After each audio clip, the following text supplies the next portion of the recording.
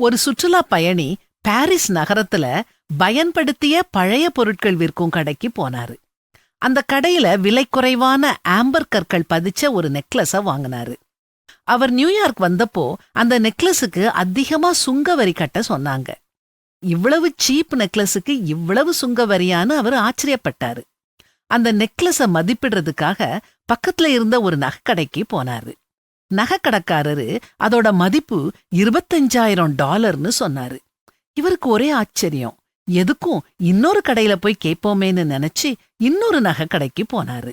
அந்த நகைக்கடைக்காரர் அத பரிசீலனை பண்ணிட்டு அந்த நெக்லஸ் $35,000 பெறும்னு சொன்னாரு. உடனே சுற்றுலா பயணி, இந்த நெக்லஸ்க்கு ஏன் இவ்வளவு மதிப்பு? இதுல பதிக்கப்பட்டிருக்கும் கற்கள் ரொம்ப விலை மிகுந்ததோ அப்படின்னு கேட்டாரு. நகைக்கடைக்காரரு அந்த நெக்லஸ ஒரு பூத கண்ணாடியின் அடியில வச்சாரு.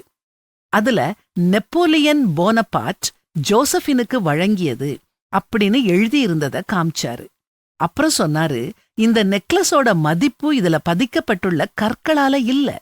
இந்த ஆம்பர் கற்கள் விலை மலிவானதுதான். ஆனா இங்க எழுதப்பட்டிருக்கும் நெப்போலியன் அப்படிங்கிற பெயருக்காகத்தான் இதோட மதிப்பு கூடுதுன்னு சொன்னாரு.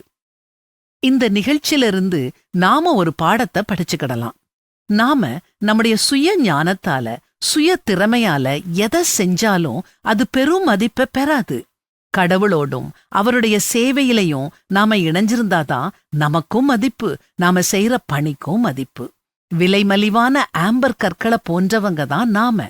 ஆனா நெப்போலியனோட பெயர் அந்த நெக்லஸ்ல பொறிக்கப்பட்டிருந்ததுனால அந்த நெக்லஸோட மதிப்பு கூடியது போல தேவனோடு நாம இணைந்து செயல்படும்போது, அவருடைய நாமத்தை நாம தரிச்சு வாழும்போது நம்முடைய மதிப்பும் உயரும்.